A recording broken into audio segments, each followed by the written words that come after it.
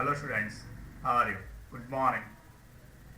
As you know, last lecture में आपका जो Maslow's hierarchical theory of motivation है वो टॉपिक मैंने आपको एक्सप्लेन कर दिया है डिटेल में, जो एक मोस्ट इम्पोर्टेंट क्वेश्चन है।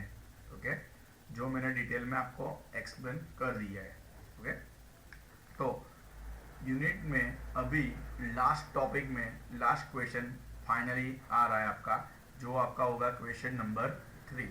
ओके, तो क्वेश्चन नंबर 3 कौन सा है गाइस? तो क्वेश्चन नंबर 3 है explain Herzberg's two factor theory of motivation. जैसे मैस्लो की थियरी थी, वैसे हेज़बर्ग की थियरी है। ओके, जिसको बोलेंगे टू फैक्टर थियरी या फिर इसको बोलेंगे ड्यूअल फैक्टर थियरी। क्लियर? और एक्सप्लेन हेज़बर्ग मोटिवेशन हाइजीन थियरी। तीन टाइप से पूछ सकते हैं। हेज़बर्ग दिखा आपको तो आपको यही आंसर लिखना है। क्या है तीन टाइप? तो सबसे पहले to factor theory of motivation, dual factor theory of motivation या हेज़बर्ग हाइजीन थियरी। वॉट एवर आपको पूछे आपका आंसर यही आएगा। और ये भी question equally most important question है गाइस, ध्यान रखना। ओके, चलो क्या है कॉन्सेप्ट क्लियर कर लेना, बहुत इजी क्वेश्चन है। जैसे मैस्लो वाला जो हायरार्किकल थियरी वाला टॉपिक था, जो इजी था, उससे भी इजी है। ओके, चलो ध्यान रखना। Frederick Herzberg develop this theory. इस थियरी को किसने डेवलप की? Frederick Herzberg. It is also known as two factor theory. इसके लिए इसको टू फैक्टर थियरी भी बोलते हैं। उसके लिए क्या किया था उसने, तो ध्यान रखना। ही conducted interview of 200 engineers and accountant. इसके लिए उसने 200 इंजीनियर्स एंड अकाउंटेंट का एक इंटरव्यू कंडक्ट किया था। किस बात का? तो देखो, he asked them what they like और डिसलाइक अबाउट द वर्क। उसमें उसने क्वेश्चन किया था कि भाई आप जो वर्क कर रहे हो वहां पे आप क्या लाइक करते हो और क्या डिसलाइक करते हो, उसके रिगार्डिंग उसने इंटरव्यू लिया था। On the base of their answer he concluded that there are two types of factor which affect performance of employee। और जो 200 इंजीनियर्स और अकाउंटेंट के जो क्वेश्चन पूछे, जो उनके आंसर आए, उनके आंसर पे से उसने कंक्लूजन निकाला। और कंक्लूजन पे से उसने बताया कि दो फैक्टर है जो एम्प्लॉय की परफॉर्मेंस पे इफेक्ट कर सकते हैं। हो रहा है, तो वो दो फैक्टर के लिए उसने थियरी बनाई। इसके लिए उसकी थियरी को टू फैक्टर थियरी बोलते हैं। चलो ध्यान रखना, फिर से समझाता हूँ। फ्रेडरिक टेलर ने ए टू फैक्टर थियरी डेवलप की है। उसके लिए उसने 200 इंजीनियर्स एंड अकाउंटेंट का इंटरव्यू लिया। और उसमें उसने क्वेश्चन की कि भाई आप जो काम करने आते हो, ओके, तो वहां पे कौन सी चीज आप लाइक करते हो और कौन सी चीज आप डिसलाइक करते हो। और उसके कंक्लूजन के मीन्स जो 200 इंजीनियर्स और जो अकाउंटेंट हो गए ना, उनके जो आंसर मिले उस पे से कंक्लूजन निकाला उन्होंने और बोला कि दो फैक्टर हो गए, total two types of factor हो गए जो एम्प्लॉय की परफॉर्मेंस पे अफेक्ट करेंगे। और वो दो टाइप के फैक्टर को उन्होंने डिटेल में एक्सप्लेन किया है। चलो, कौन से दो टाइप के फैक्टर है? तो सबसे पहला फैक्टर दिया हुआ है मेंटेनेंस फैक्टर, या फिर उसको बोलेंगे hygiene factor. And second one is motivational factor. हो रहा है क्लियर? सबसे पहला कौन सा फैक्टर दिया हुआ है? मेंटेनेंस फैक्टर, और उसको बोलेंगे हाइजीन फैक्टर। और second one is motivational factor. होगा कॉन्सेप्ट क्लियर के कैसे थियरी डेवलप की फ्रेडरिक हेज़बर्ग ने? होगा क्लियर? चलो अभी देखते हैं कौन कौन सा फैक्टर है। तो सबसे पहला फैक्टर दिया हुआ है आपको हाइजीन और मेंटेनेंस फैक्टर। उसको आप दूसरा नाम है डिससेटिस्फायर और एक्सट्रिंसिक फैक्टर भी बोल सकते हो। ध्यान रखना, extrinsic that means external factor. Extrinsic એટલે બાહ્ય લેવાનું તમારે અહીંયા। Hygiene factor, maintenance factor, dissatisfier और एक्सट्रिंसिक फैक्टर मीन्स उसके भी 4 नेम है। Hygiene, maintenance, dissatisfier and extrinsic. हो रहा है क्लियर? चलो क्या है उसमें देखना। This factor are necessary to prevent dissatisfaction among the employees। ध्यान रखना, जो हाइजीन फैक्टर है, जो आपको डिटेल में एग्जांपल के साथ मैं पढ़ाऊंगा, बट वो क्या है ध्यान रखना। तो जो हाइजीन फैक्टर है वो एम्प्लॉय की डिससेटिस्फेक्शन लेवल को प्रिवेंट करेगा। This their presence prevent dissatisfaction but they do not provide job satisfaction. ध्यान रखना, वो जॉब को डिससेटिस्फाइड करते रोकेगा, प्रिवेंट करेगा, बट जो हाइजीन फैक्टर है वो खुद कोई जॉब सेटिस्फेक्शन प्रोवाइडर नहीं है.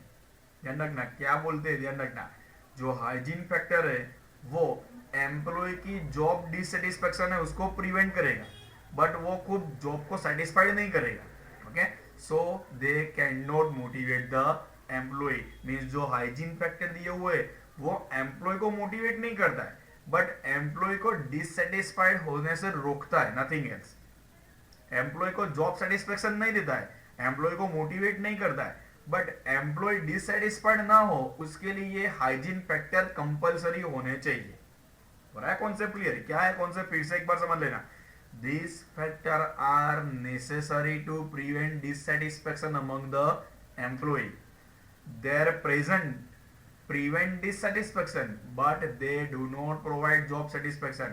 जो हाइजीन फैक्टर है या जो मेंटेनेंस फैक्टर है वो डिससेटिस्फेक्शन प्रिवेंट करेंगे, बट जॉब सेटिस्फेक्शन प्रोवाइड करेंगे नहीं. So they can not motivate the employ. Means ये फैक्टर एम्प्लॉय को मोटिवेट करते नहीं है. चलो ध्यान रखना आगे क्या है.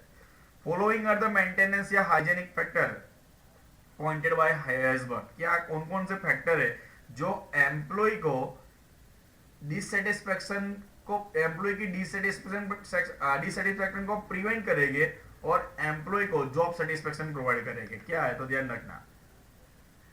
तो सबसे पहला टॉपिक है company policy and administration. Company की पॉलिसी एंड एडमिनिस्ट्रेशन जो क्या कंपलसरी होनी चाहिए. समझो कि कंपनी की पॉलिसी नहीं है तो क्या होगा, क्या होगा, एम्प्लॉय डिससेटिस्फाइड होगा कि नहीं. कंपनी की पॉलिसी है तो एम्प्लॉय सेटिस्फाइड तो नहीं होता है, बट अगर पॉलिसी नहीं है तो डिससेटिस्फाइड होने के चांसेस ज्यादा है. फिर second one is relation with superior. Superior के साथ आपकी अच्छी रिलेशनशिप है तो आप डिससेटिस्फाइड, आपको डिससेटिस्फेक्शन कम होगा, बट वो सेटिस्फेक्शन नहीं प्रोवाइड करेगा. Right, clear. वैसे ही रिलेशनशिप विद पीयर्स, आपके जो पीयर्स है उनके साथ आपकी रिलेशनशिप अच्छी है तो वो डिससेटिस्फेक्शन कम करेगा, बट सेटिस्फेक्शन नहीं प्रोवाइड करेगा. एंड रिलेशनशिप विद सबऑर्डिनेट, आपके सबऑर्डिनेट के साथ भी रिलेशनशिप अच्छी होनी चाहिए. वैसे ही फिफ्थ टॉपिक आपको दिया है जॉब सिक्योरिटी. जॉब आपकी सिक्योर है, दैट मीन्स आपकी डिससेटिस्फेक्शन लेवल क्या है, बहुत कम है, बट उससे आप सेटिस्फाइड नहीं होते. सैलरी, रेगुलर सैलरी कंपनी देती है, उससे आप डिससेटिस्फाइड कम होगे, सिंपल चीज है. बट आप ऐसा नहीं सोचोगे कि मैं सेटिस्फाइड हो जाऊंगा. क्यों? मैं काम कर रहा हूँ इसके लिए मुझे सैलरी मिलती है. फिर वर्किंग कंडीशन या वर्क कंडीशन बहुत ही अच्छी है तो उससे आप डिससेटिस्फेक्शन लेवल कम होगा. ओके. स्टेटस, आपको अच्छी स्टेटस मिलती है, प्रमोशन मिलता है, आपको सब रिकॉग्नाइज करते हैं तो आप सेटिस्फाइड ज्यादा होगे. फिर पर्सनल लाइफ में भी डिससेटिस्फेक्शन होगा. ओके. तो ये सब फैक्टर कैसे मेंटेनेंस फैक्टर है जिसको हाइजीन फैक्टर बोलेंगे. तो ये सब फैक्टर क्या करेंगे, prevent dissatisfaction but do not provide job satisfaction. ये सब फैक्टर कंपलसरी है डिससेटिस्फेक्शन को प्रिवेंट करने के लिए, बट ये फैक्टर ऐसा मत समझो कि आपको जॉब सेटिस्फेक्शन देते हैं. हो रहा है क्लियर? चलो. These factors are also known as extrinsic factor और dissatisfier, दूसरे दो नाम, और job context factor, fifth name है job context factor, and they are related to job dissatisfaction. किसके रिलेटेड? टोटली जॉब डिससेटिस्फेक्शन के रिलेटेड है. इसमें से कोई भी एक फैक्टर आपको देखिए एमसीक्यू पूछ सकते हैं कि कौन सा फैक्टर है, हाइजीन फैक्टर है, मेंटेनेंस फैक्टर है, डिससेटिस्फाइड है, एक्सट्रिंसिक है या इंट्रिंसिक फैक्टर है या मोटिवेशनल फैक्टर है. इससे आपको कोई भी एक फैक्टर देके आपको एमसीक्यू पूछ सकते हैं. तो ध्यान रखना, कॉन्सेप्ट क्लियर होना चाहिए आपका. होगा क्लियर? कौन सा कॉन्सेप्ट है कि प्रिवेंट डिससेटिस्फेक्शन है, ऐसा फैक्टर है कि जो डिससेटिस्फेक्शन को प्रिवेंट करेंगे but do not provide job satisfaction. होगा क्लियर? उसके दूसरे दो नाम है डिससेटिस्फायर और एक्सट्रिंसिक, या and fifth name is job context factor. Okay. चलो आगे क्या है, चलो ध्यान रखना. फर्स्ट टॉपिक था आपका maintenance factor. Second topic is motivational factor जिसको बोलेंगे सेटिस्फायर और इंट्रिंसिक फैक्टर. जैसे हाइजीन फैक्टर एक्सट्रिंसिक था वैसे मोटिवेशनल फैक्टर या सेटिस्फायर है वो इंट्रिंसिक मींस अंदर, इंटरनल. बराबर. चलो, they are those factor which provide strong motivation and high job satisfaction. ये ऐसे फैक्टर है कि एम्प्लॉय को स्ट्रांगली मोटिवेट करेगी और हाईली जॉब सेटिस्फेक्शन भी प्रोवाइड करेगी। For example, when challenging work and responsibility are given to the employee, they will be ready to work hard. Following are motivational factor as pointed by the Hesberg। चलो ध्यान रखना, example दिया हुआ है कि समझो कोई एम्प्लॉय को आपने बहुत ही चैलेंजिंग वर्क दिया, एडिशनल रिस्पॉन्सिबिलिटी प्रोवाइड की, तो एम्प्लॉय क्या सोचेगा कि भाई पूरी कंपनी में से सबसे ज्यादा चैलेंजिंग वर्क या रिस्पॉन्सिबिलिटी मुझे मिली, डेट मीन्स मुझे रिकॉग्नाइज कर रहे, मेरी स्टेटस बढ़ रही है, मैं प्रमोट होगा, दैट मीन्स वो स्ट्रांगली मोटिवेट होगा और उसकी जॉब सेटिस्फेक्शन वहां पे सबसे हाई होगी। तो इसको बोलेंगे जॉब मोटिवेशन फैक्टर। ओके, उसको बोलेंगे सेटिस्फायर और इंट्रिंसिक फैक्टर। चलो दूसरे बहुत सारे मोटिवेशनल फैक्टर है जो हेसबर्ग ने पॉइंटेड किए हुए हैं। तो सबसे पहला उसमें दिया हुआ है अचीवमेंट। समझो कि एम्प्लॉय ने कुछ ना कुछ अचीव किया लाइफ में, समझो कि वो प्रमोट हुआ, दैट मीन्स उसने अचीवमेंट किया, तो वो उसको स्ट्रॉन्ग मोटिवेशन प्रोवाइड करेगा, वो अपनी जॉब से फुल्ली सेटिस्फाइड होगा। Second one is recognition. उसको समझो प्रमोशन हुआ, दैट मीन्स उसको रिकॉग्नाइजेशन मिला है, तो उससे वो स्ट्रांगली मोटिवेट होगा। वर्क इटसेल्फ, मैंने आपको एग्जांपल दिया था कि सीईओ की पोस्ट ऐसी है जहां पे इटसेल्फ वर्क करता है एम्प्लॉय। ओके, फिर रिस्पॉन्सिबिलिटी, अभी के जो एम्प्लॉय है उनको रिस्पॉन्सिबिलिटी पसंद है, जितनी रिस्पॉन्सिबिलिटी उसको ज्यादा दोगे वो उतना ही अच्छा काम करेंगे। ग्रोथ, उसको पता है कि अपना करियर उसका ग्रोथ हो रहा है। And interesting and challenging work, आप उसको इंटरेस्टिंग वर्क दोगे, चैलेंजिंग वर्क दोगे, तो वो उससे क्या होगा, मोटिवेट होगा और अपनी जॉब से फुल्ली सेटिस्फाइड होगा। तो ये सब फैक्टर है। तो क्या कौन से फैक्टर है, मोटिवेशनल फैक्टर, जो स्ट्रांगली मोटिवेट करेंगे एम्प्लॉय को और उसकी जॉब से वो हाईली जॉब सेटिस्फेक्शन प्रोवाइड करेगी। Right, clear. चलो आगे क्या है, this factor are also known as intrinsic factor. इसको क्या बोलेंगे, इंट्रिंसिक फैक्टर और सेटिस्फायर और मोटिवेटर्स और job content factor related to job satisfaction means job content. This theory explained by following figures। अभी जो थियरी समझाई वो फॉलोइंग फिगर पे से एक्सप्लेन होगी। वहां पे आपको दिया हुआ है, देखो हाइजीन फैक्टर दिए हुए है और motivated that means motivation factor दिए हुए। जो हाइजीन फैक्टर में मैंने आपको 8 समझाया वही सेम लिखने हैं आपको, यहाँ पे दूसरा कुछ नहीं करना है। मोटिवेशन फैक्टर में आपको मैंने 6 समझाया वही सेम लिखने हैं। चलो देखो कौन से हाइजीन फैक्टर थे, हाइजीन फैक्टर मींस आपको पता है कॉन्सेप्ट, और मोटिवेशन फैक्टर का भी कॉन्सेप्ट पता है। चलो हाइजीन फैक्टर में क्या है, कंपनी की पॉलिसी एंड एडमिनिस्ट्रेशन जो होना चाहिए। Okay, relationship with superior, relationship with peer and relationship with subordinate, अब मैंने आपको समझा दिया। वर्किंग कंडीशन अच्छी होनी चाहिए, सैलरी रेगुलर मिलनी चाहिए, पर्सनल लाइफ अच्छी होनी चाहिए, स्टेटस होना चाहिए, सिक्योरिटी मिलनी चाहिए, जो सब चीजें आपको मैंने समझा दी। जो क्या है, डिससेटिस्फेक्शन कम करेगी आपका, बट ये सब फैक्टर आपको जॉब सेटिस्फेक्शन नहीं प्रोवाइड करेंगे। बट ये सब मोटिवेशनल फैक्टर है, वो आपको मोटिवेट भी करेंगे और उस आपकी जॉब सेटिस्फेक्शन भी 101% होगी। तो कौन कौन से, तो अचीवमेंट, आपने कुछ ना कुछ मिल लिया, आपको रिकॉग्नाइजेशन दिया, आप खुद काम करते हो, रिस्पॉन्सिबिलिटी आप पे ज्यादा है, आपकी करियर एडवांसमेंट हो रही है, आप ग्रोथ में हो, दैट मीन्स क्या, वो आपको हाईली मोटिवेट करेंगे और आप उस जॉब से हाईली सेटिस्फाइड होगे। पूरा क्लियर। जो डायग्रामेटिक इधर से लिख सकते हो आप।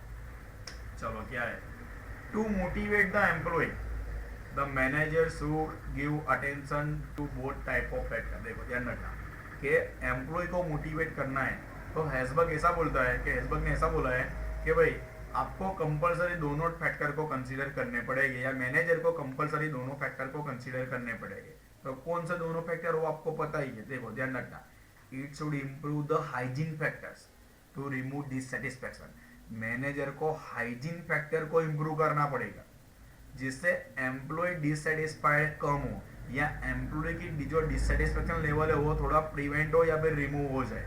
And it should provide motivator या फिर satisfier to motivate them to work hard. Manager को एम्प्लॉय को मोटिवेट भी करना पड़ेगा जिससे वो हार्डवर्क करने के लिए मोटिवेट हो। मीन्स अभी की जो चैलेंजिंग एनवायरनमेंट में, चैलेंजिंग सिनेरियो में कंपनियां चल रही है, तो मैनेजर को दोनों फैक्टर को कंसीडर करने पड़ेगी। मीन्स एक फैक्टर जो हाइजीन फैक्टर है वो डिससेटिस्फेक्शन रिमूव करेगा और जो मोटिवेशनल फैक्टर है वो एम्प्लॉय को मोटिवेट करेगा हार्डवर्क करने के लिए।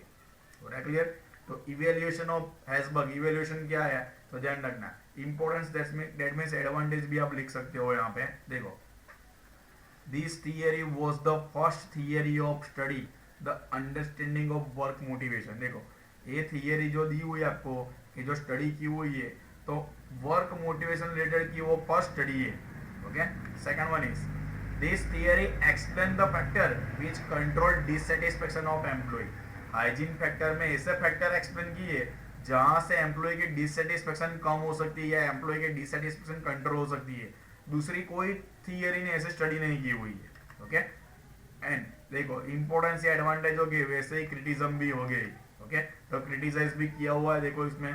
तो उसमें फर्स्ट क्रिटिज्म है क्या है, the research methodology use the Herzberg has limited scope.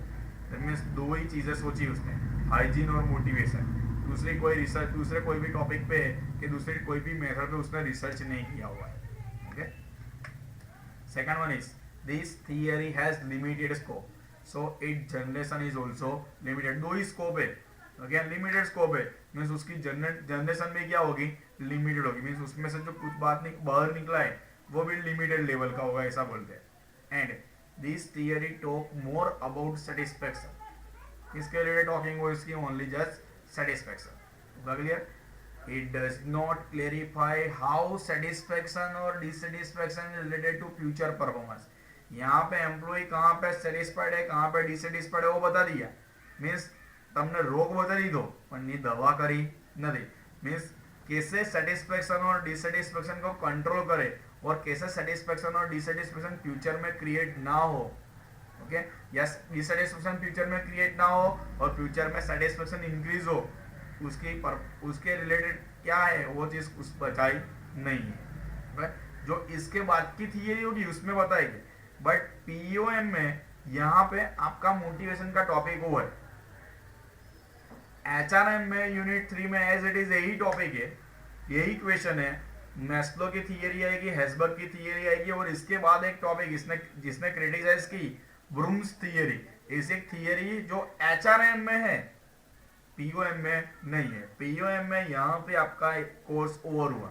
Okay, अभी आप ऐसा बोलोगे कि सर पैम्पलेट में तो आप हमको कम्युनिकेशन का टॉपिक दिख रहा है तो वो आपने नहीं चलाया, तो उसका मैं आपको वीडियो दे दूंगा। अदरवाइज उसके आपने पढ़ा हुआ है F1 में, उदय सर ने आपको पढ़ाया हुआ है प्रोसेस ऑफ कम्युनिकेशन वाला टॉपिक, वो भी मैं आपको टॉपिक दे दूंगा।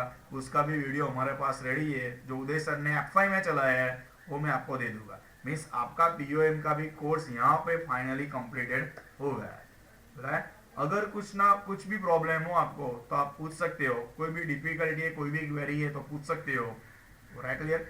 मीन्स जो आपकी इंटरनल है मिड सेम, उसका मैंने कोर्स आपको कंप्लीट करके दे दिया। ओके, मिलते हैं तो नेक्स्ट लेक्चर में न्यू यूनिट को लेके। Till then bye.